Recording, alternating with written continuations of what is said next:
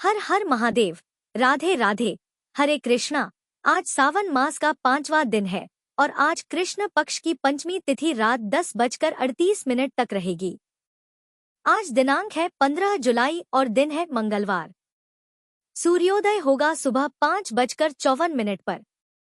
सूर्यास्त का समय शाम 7:11 ब्रह्मा मुहूर्त सुबह 4:18 से 5:06 तक रहेगा और चंद्रोदय होगा रात 10:31 पर। राहुकाल दोपहर 3 बजे से 4:30 तक रहेगा। आज सौभाग्य योग दोपहर 2:12 तक रहेगा। बाद में शोभन योग प्रारंभ हो जाएगा।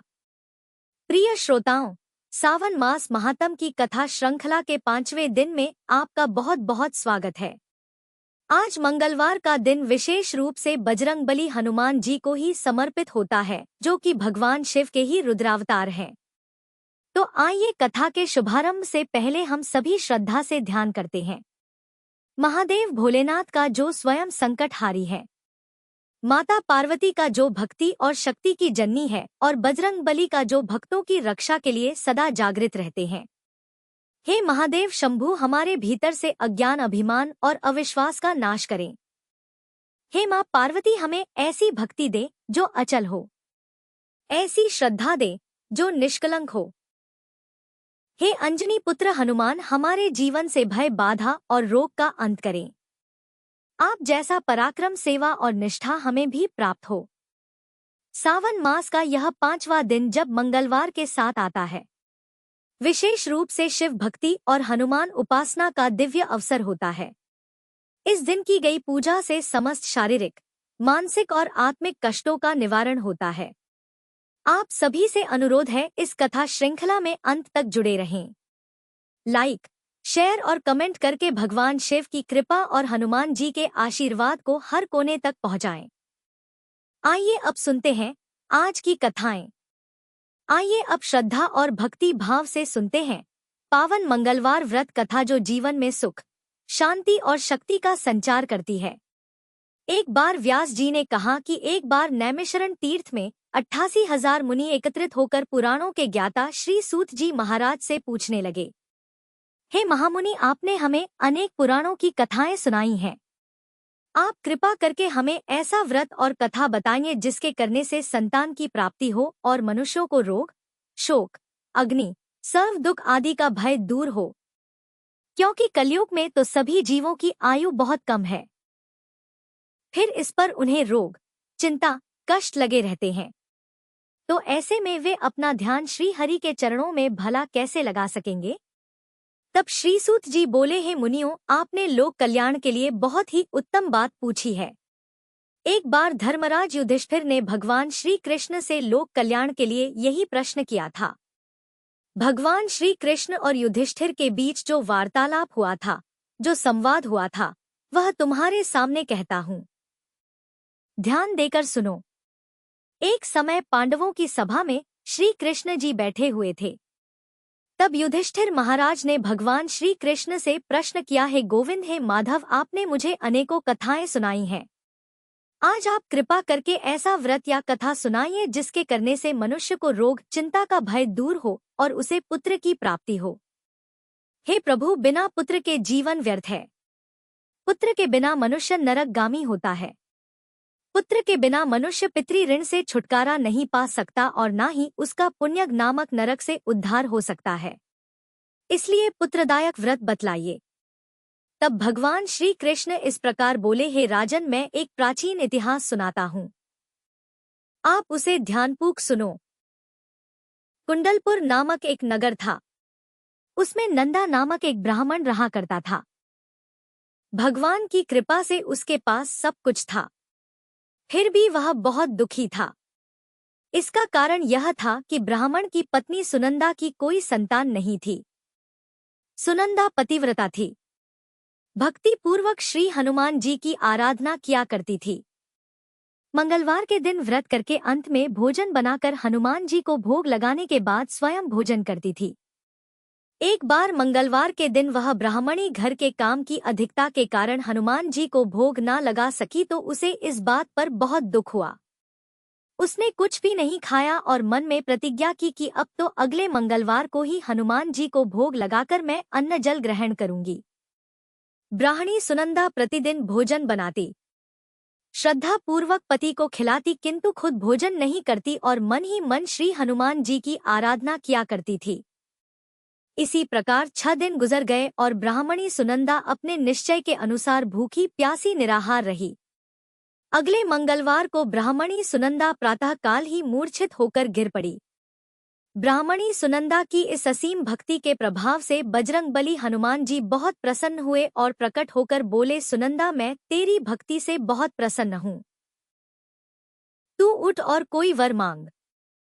सुनंदा अपने आराध्य देव श्री हनुमान जी को देखकर आनंद की अधिकता से विवल होकर श्री हनुमान जी के चरणों में गिरकर बोली, हे प्रभु मेरी कोई संतान नहीं है, कृपा करके मुझे संतान प्राप्ति का आशीर्वाद दे दीजिए तो आपकी अति कृपा होगी।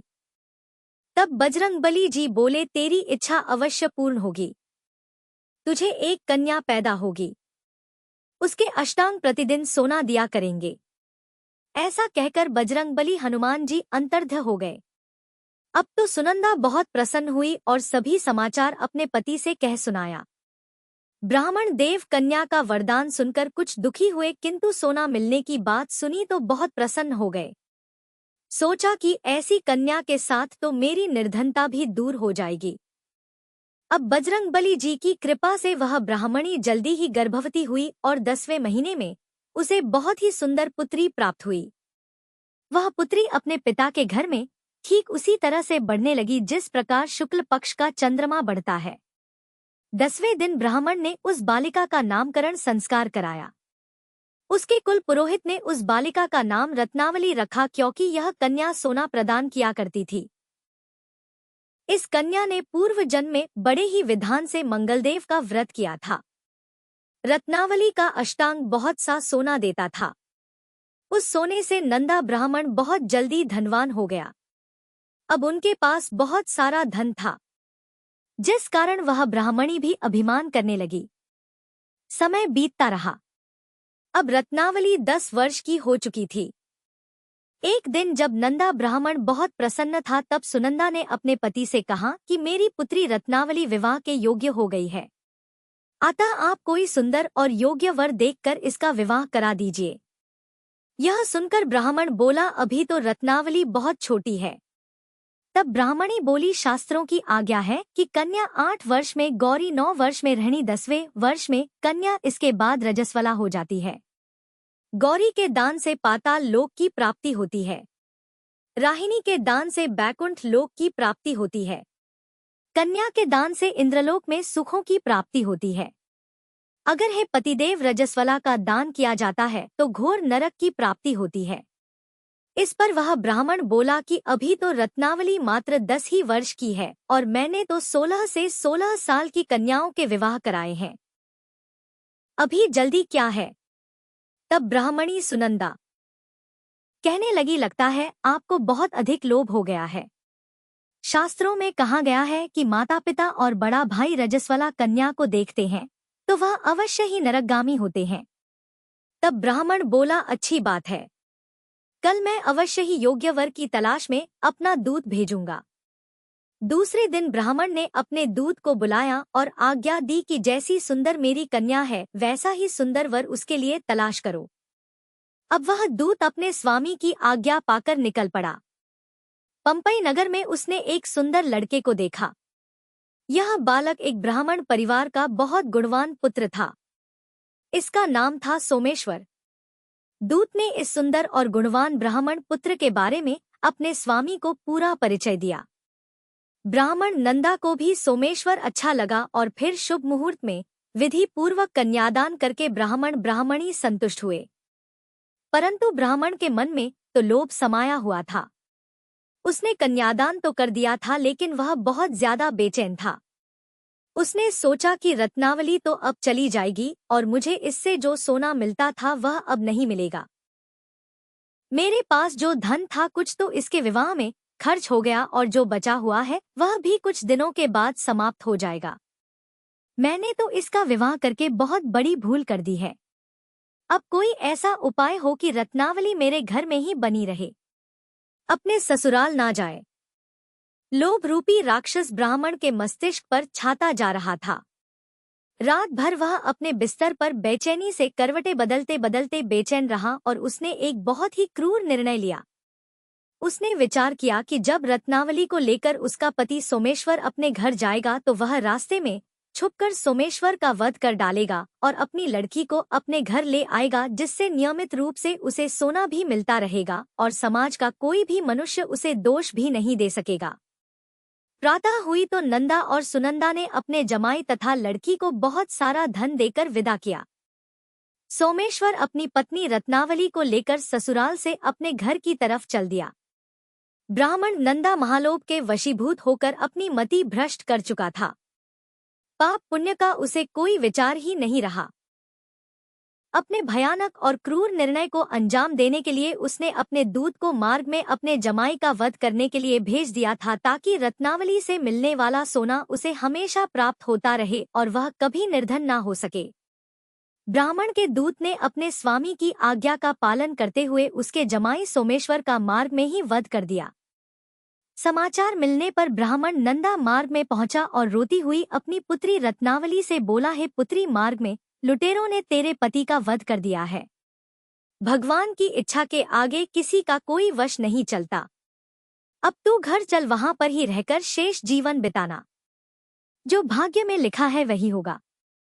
अपने पति की अकाल मृत्यु से रत्नावली बहुत दुखी हुई। करुण रुकंदन और रोते हुए वह अपने पिता से कहने लगी कि हे पिताजी, इस संसार में जिस स्त्री का पति नहीं है उसका तो जीना व्यर्थ है। मैं अपने पति के साथ ही अपने शरीर को जला दूंगी और सती होकर अपने इस जन्म को माता पिता के नाम को और सास ससुर के यश को सार्थक करूंगी। ब्राह्मण नंदा अपनी पुत्री रत्नावली के वचनों को सुनकर बहुत दुखी हुआ। सोचने लगा, मैंने तो व्यर्थ ही जमाई वध का पाप अपने सिर ले लिया। रत्नावली तो उसके पीछे अपने प्राण तक देने को तैयार है। मेरा तो दोनों तरफ से मरण हो गया। धन तो अब मिलेगा नहीं। जमाई वध के पाप के फल स्वरूप अब यम यातना भी भुगतनी पड़ेगी। यह सोचकर वह बहुत खिन्न हो गया।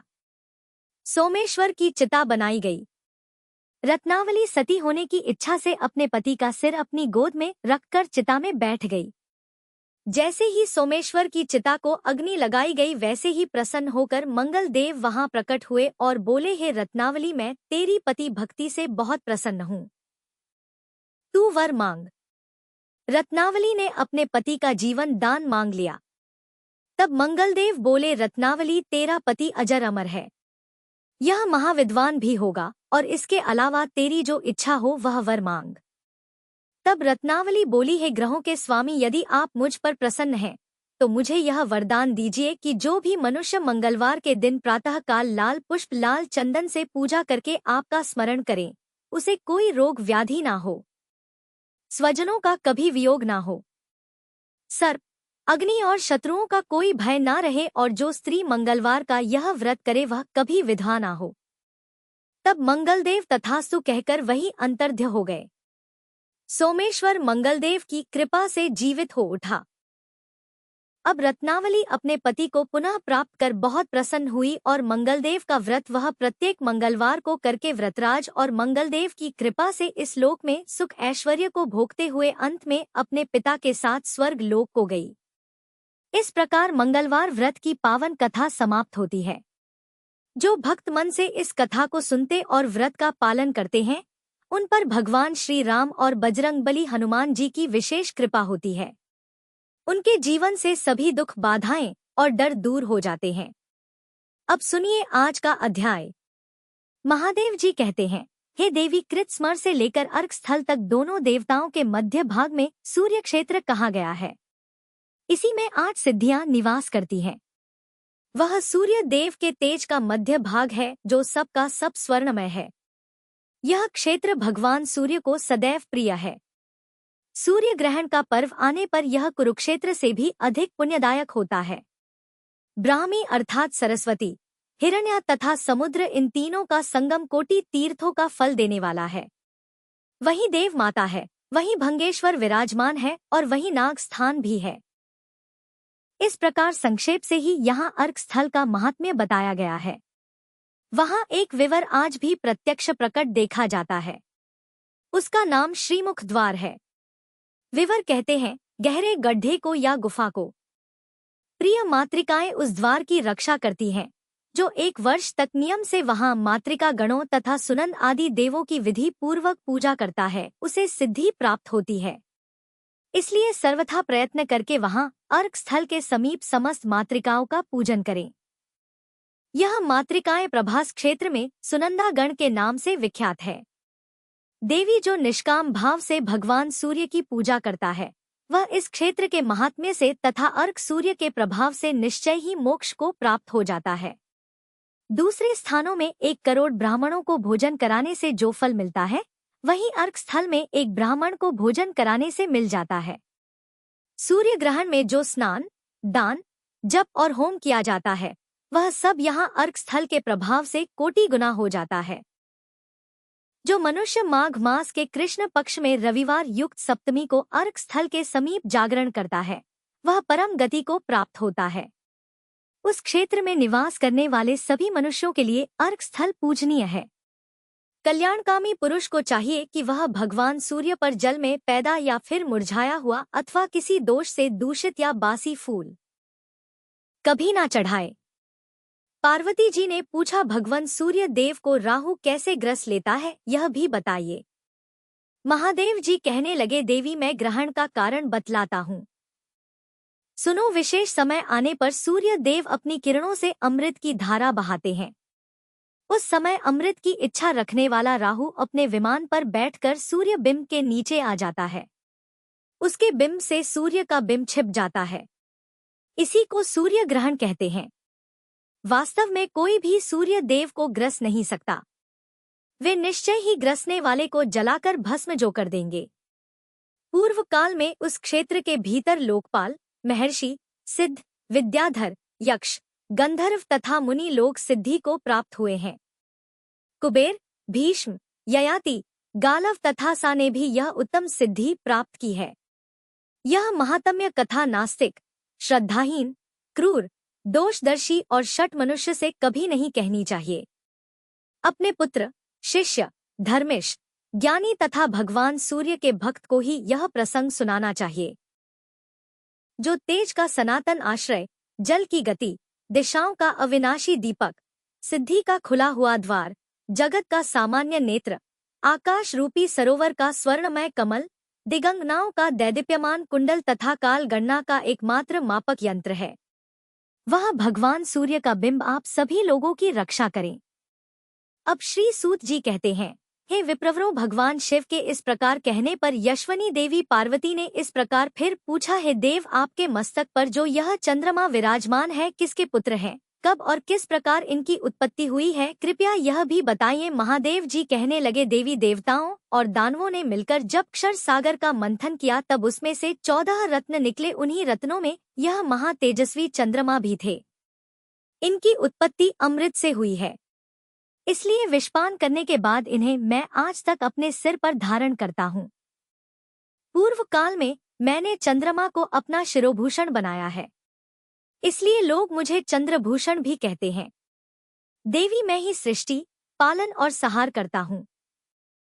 सृष्टि काल में मैं रजोगुण से संयुक्त रहता हूँ और सहार काल में तमोगुण से युक्त हो जाता हूँ। मैं ही तीनों रूपों में स्थित हूँ, इसलिए ब्रह्मा भी मुझ महेश्वर के ही अंश है। ब्रह्मा का स्वामी मैं ही हूँ। विष्णु और ब्रह्मा दोनों ही मुझ सदा शिव से अभिन्न हैं, क्योंकि मैं सर्वात्मक हूँ। शिव ही संपूर्ण जगत का पालन करने वाले श्री विष्णु हैं और मेरे द्वारा निर्मित ब्रह्मांड में यह लोक है। इसी के भीतर संपूर्ण चराचर जगत है। इस ब्रह्मांड में अब तक कितने चंद्र ग्रहण और सूर्य ग्रहण बीत गए और कितने अभी होंगे, इसकी गणना करना असंभव है। चंद्रमा का जो तेज पृथ्वी पर प्राप्त हुआ, उससे संपूर्ण दिशाओं को प्रकाशित करने वाली औषधियां उत्पन्न हुई। उन्हीं औषधियों के द्वारा संपूर्ण लोक तथा 4 प्रकार के प्रजा वर्ग जीवन धारण करते हैं। फल लगने पर जिनका अंत हो जाता है, ऐसी औषधियां क्षण कहलाती हैं। यह 16 प्रकार की हैं। धान, जौ, गेहूं, अणु, तिल, मोठ, कंगनी, कोदो, चीना, उड़द, मूंग, मसूर, निष्पाव, कुल्थी, अरहर और चना। यह 16 प्रकार के क्षण हैं। यह ग्रामीण औषधियों की जातियां बताई गई हैं। ग्राम और वन में उत्पन्न होने वाली 14 प्रकार की औषधियां यज्ञ के काम आती हैं। उनके नाम इस प्रकार हैं: धान, जौ, गेहूं, अणु, तिल, कंगनी, कुल्थी, सावा, तिल्ली, बनतिल, गवेधु, उड़द, मकई और बांसधान, तण, गुल्म, लता, विरुद तथा गुच्छ आदि करोड़ों प्रकार के औषध और तृणों के स्वामी चंद्रमा हैं। वे ही संपूर्ण जगत को धारण करते हैं। भगवान सोम जगत का हित करने की इच्छा से सबको धारण करते हैं। इसीलिए ब्रह्मा जी ने उन्हें बीज, औषधि, ब्राह्मण और मंत्रों का राज्य प्रदान किया है। राजा के पद पर अभिषिक्त होकर महातेजस्वी सोम ने अपने प्रकाश से ही तीनों लोकों को पुष्ट भी किया है। महादेव जी कहते हैं, देवी प्राचीन काल में ब्रह्मा जी से दक्ष नामक पुत्र हुआ। ब्रह्मा जी ने दक्ष को सृष्टि करने की आज्ञा दी। तब दक्ष ने अपनी पत्नी वीरणी के गर्भ से 60 कन्याएं उत्पन्न की। उनमें से 10 को तो उन्होंने धर्म के साथ ब्याह दिया। 13 पुत्रियां कश्यप जी को दे दी। 27 कन्याओं का विवाह चंद्रमा जी के साथ कर दिया। 4 कन्याएं अरिष्ट नेमि को, 2 भृगुपुत्र को, 2 बुद्धिमान कृशाश्व को और 2 अंगिरा मुनि को ब्याह दी। देवी पार्वती ने पूछा, है जगदीश्वर, प्रभास क्षेत्र में किस समय सोमनाथ लिंग की स्थापना हुई है? रोहिणी वल्लभ चंद्रमा ने कृतार्थ होकर किस प्रकार उसकी आराधना की? कृपया यह भी विस्तारपूर्वक बताइए। तब महादेव जी कहने लगे, देवी वैवस्वत मनवंतर के 10वें त्रेता युग में दुर्वासा सहित चंद्रदेव उत्पन्न हुए। उस समय चंद्रमा ने सहस्त्रों वर्षों तक कठिन तपस्या करके भगवान शंकर का प्रत्यक्ष दर्शन प्राप्त किया और लोककर्ता ब्रह्मा जी के द्वारा शिवलिंग की स्थापना कराई। इसके बाद पुनः सहस्त्रों वर्षों तक मुझ शंकर की आराधना की। विधि पूर्वक मेरी पूजा करने के बाद अपने कार्यों और मनोरथों की सिद्धि के लिए निशानाथ ने मेरा स्तवन किया। चंद्रमा इस प्रकार बोले कि शिवजी के समान दूसरा कोई देवता नहीं है। रणभूमि में शिवजी के समान कोई रक्षक नहीं है। संसार में शिवजी के समान शरणागत वत्सल नहीं है और शिवजी के समान दूसरी कोई गति नहीं है। सांख्यवादी जिन्हें प्रधान और पुरुष कहते हैं, योगी जिनका परम प्रधान और परम पुरुष रूप से चिंतन करते हैं, उनके स्वरूप सदा शिव को नमस्कार है। विद्वान पुरुष जिन्हें देवता, असुर और मनुष्यों की सृष्टि तथा संहार का कारण मानते हैं, उन सर्वात्मा को नमस्कार है, जो अविनाशी, अनादि, अनंत, नित्य, सनातन, ध्रुव, कलातीत और परम ब्रह्मा स्वरूप है। उन योगात्मा शिव को नमस्कार है, जो आदिदेव, महेश्वर पवित्र वस्तुओं में सबसे अधिक पवित्र हैं तथा दर्शन मात्र से ही पवित्र कर देते हैं। उन तीर्थमा शिव को नमस्कार है, जिनसे सबकी उत्पत्ति होती है, जिनमें सबका लय होता है और जो संपूर्ण जगत का पालन करते हैं, उन सर्वात्मा को नमस्कार है। हे देवी पार्वती, इस प्रकार जब चंद्रमा ने दिन रात मेरी स्तुति की तब मैंने प्रसन्न होकर कहा, वत्स मैं तुम्हारे इस स्तोत्र से पूर्णतः संतुष्ट हूँ। अब तुम अपनी इच्छा के अनुसार कोई वर मांगो। तब चंद्रमा ने कहा, प्रभु आप इस शिवलिंग में सदैव निवास कीजिए। जो लोग अत्यंत भक्ति पूर्वक यहाँ आपका दर्शन करें, उन्हें आपकी कृपा से उत्तम सिद्धि की प्राप्ति हो। तब हे पार्वती मैंने कहा, चंद्रदेव इस लिंग में मेरा निवास तो पहले से ही है। अब तुम्हारी निरंतर भक्ति के कारण मैं इसमें विशेष रूप से उमा सहित निवास करूंगा। इस क्षेत्र में मेरे प्रसाद से तुमने अपनी प्रभा प्राप्त की है, इस कारण इसका नाम प्रभास होगा। सोम, तुमने मेरे इस शुभ लिंग की प्रतिष्ठा की है, इसलिए यहाँ मेरा नाम सोमनाथ प्रसिद्ध होगा। जो मनुष्य मेरी भक्ति में तत्पर होकर यहाँ मेरा दर्शन करेंगे, उन्हें मेरे प्रभाव से रोग, दरिद्रता, दुर्गति तथा इष्टजनों का वियोग नहीं होगा। मेरे दर्शन मात्र की इच्छा रखने वाले जो लोग भक्ति भाव से यहाँ की यात्रा करेंगे, उन्हें पग पग पर अश्वमेध यज्ञ का फल प्राप्त होगा। निशाकर एक पुरुष तो जीवन भर ब्रह्मचारी रहे और दूसरा एक बार यहाँ मेरा दर्शन करें, उन दोनों के लिए एक समान ही फल बतलाया गया है। एक मनुष्य ब्राह्मण को सभी प्रकार के दान देता है और दूसरा यहाँ आकर मेरा दर्शन करता है। उन दोनों के लिए ही समान फल बताया गया है। सोमवार को चंद्र ग्रहण प्राप्त होने पर जो भक्ति पूर्वक मेरा दर्शन करता है उसे पूर्वोक्त सभी पुण्य कर्मों का फल प्राप्त हो जाता है। सरस्वती, समुद्र, सोमवार, सोम ग्रहण और सोमनाथ जी का दर्शन, इन 5 सकारों का योग अत्यंत दुर्लभ है। 4 मास तक विधिपूर्वक शिव जी की पूजा करने से जो पुण्य मिलता है वही कार्तिक की पूर्णिमा में पूजन करने पर यहाँ एक ही दिन में प्राप्त हो जाता है। वही पुण्य चैत्र की पूर्णिमा को 2 गुना बताया गया है। फाल्गुन और आषाढ़ की पूर्णिमा के दिन दर्शन पूजन का भी यही पुण्य होता है। जो मनुष्य जीवन पर्यंत प्रतिमाघ मास में श्रेष्ठ ब्राह्मणों को भोजन कराता है और जो एक बार इस शिवलिंग का दर्शन करता है, उन दोनों को एक समान ही फल मिलता है, इसमें कोई संशय नहीं। नाग केसर, चंपा, श्वेत कमल और धतूरे के फूल शिवजी की पूजा के लिए उत्तम माने गए हैं। केतकी, अतिमुक्त अर्थात मरु, कुंद, जूही, सिरस, शाल और जामुन के फूलों को शिवजी की पूजा में त्याग देना चाहिए, इनका प्रयोग नहीं करना चाहिए। धतूरे और कदम के फूल रात में शिव जी के ऊपर चढ़ाने चाहिए। शेष जो फूल बताए गए हैं उनका उपयोग दिन को करना चाहिए। मल्लिका अर्थात बेला का फूल दिन और रात दोनों में चढ़ाना चाहिए। जिसमें कीड़े और केश आदि पड़ गए हो और रात के तोड़े हुए होने से बासी हो गए हो, जो अपने आप टूट कर गिरे हो या फिर कुचले गए हो, ऐसे फूलों को भी त्याग देना चाहिए। तुलसी, कमल, गांधार, दवना से सोमनाथ की सदा पूजा करें। ऐसा करने वाला मनुष्य यहाँ की यात्रा का पूरा फल प्राप्त कर लेता है और स्वर्गलोक में प्रतिष्ठित होता है। ऐसा कहकर सोमेश्वर शिव वहीं अंतर्ध्य हो गए। फिर चंद्रमा को यक्षमा रोग से मुक्ति मिल गई। उन्होंने विश्वकर्मा जी को बुलाकर सोमनाथ के लिए एक मंदिर बनवाया जो शुद्ध स्फटिक तथा गाय के दूध के समान उज्ज्वल था।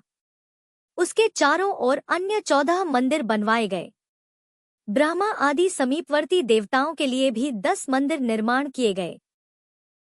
वैवस्वत मनवंतर के 10वें त्रेता में मंडप बनवाकर विधि पूर्वक सोमेश्वर शिव की प्रतिष्ठा करके दीनों और अनाथों के लिए सैकड़ों और हजारों वापी, कूप, तड़ाग और गृह आदि बनवाए गए।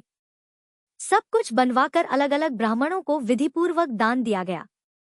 सोमेश्वर के समीप नगर बसाकर चंद्रमा ने ब्राह्मणों का पूजन किया और कहा कि ब्रह्मा जी की कृपा से मैं यद्यपि आप सभी लोगों का राजा हूँ, फिर भी विनय और भक्ति से ही कुछ निवेदन करता हूँ।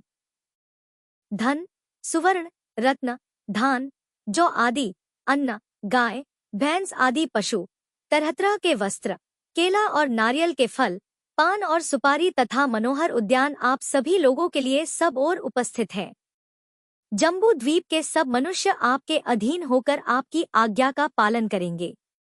ब्राह्मण, क्षत्रिय, वैश्य, शूद्र तथा वर्ण संकर लोग भी आपको अपना गुरु मानकर तीर्थ यात्रा करेंगे। विप्रवरों, आप लोग यहाँ रहकर पवित्र उपचारों से मेरे द्वारा स्थापित सोमनाथ जी की सब समय पूजा करें। आप लोग स्मृतियों के सदाचार का पालन करने में कुशल हैं। यहाँ रहकर सबके व्यवहारों को देखिए और स्वयं भी श्रुति, स्मृति और पुराणों में प्रतिपादित धर्मों का आचरण कीजिए। यह सुनकर उन ब्राह्मणों ने कहा, है चंद्रदेव, आप हम ब्राह्मणों के राजा हैं। आपने हमें सर्वथा उत्तम उपदेश दिया है। हम आपकी सभी आज्ञा का पालन करेंगे। किंतु जो लोग किसी के द्वारा नियुक्त होकर वेतन लेकर पूजा करते हैं या शिव निर्माल्य का सेवन करते हैं, वे पापी हो जाते हैं। इसलिए ऐसा करने पर हम भी पापी हो सकते हैं। यह पातित्य श्रुतियों और स्मृतियों द्वारा निंदित है। श्रुति और स्मृति दोनों ही शिवजी की आज्ञाएं हैं। इसलिए ऐसा कौन मूर्ख होगा जो प्राणों के कंठ तक आ जाने पर भी शिव जी की आज्ञाओं का उल्लंघन करेगा। अष्टमूर्ति शिव की एक मूर्ति अग्निदेव है। वे ही देवताओं के मुख हैं। हम अग्नि में यज्ञ कराते हुए सत्व स्वरूप से संपूर्ण जगत को तृप्त करते हैं। यह जगत भगवान शिव का रूप है। जगत में परस्पर भेद होते हुए भी यह जगदीश्वर शिव से अभिन्न है। अग्नि में विधि पूर्वक दी हुई आहुति सूर्यदेव को प्राप्त होती है। सूर्यदेव से वर्षा होती है। वर्षा से अन्न होता है और अन्न से प्रजा अपना जीवन धारण करती है। हम तो सदा श्रुति, स्मृति और पुराणों के अभ्यास में संलग्न रहने वाले हैं। उसके अर्थ का विचार करने में ही तत्पर रहते हैं और उनमें बताए हुए सभी सत्कर्मों का पालन करते हैं। इसलिए हमें शिवलिंग पूजन के लिए बहुत कम अवसर मिल सकता है। फिर भी हम रुद्र का जप और पंच महायज्ञों का अनुष्ठान करते हुए ही यथा समय और यथा अवकाश सोमेश्वर लिंग का भी पूजन करते रहेंगे। जय भोलेनाथ। आज का महात्म्य समाप्त हुआ।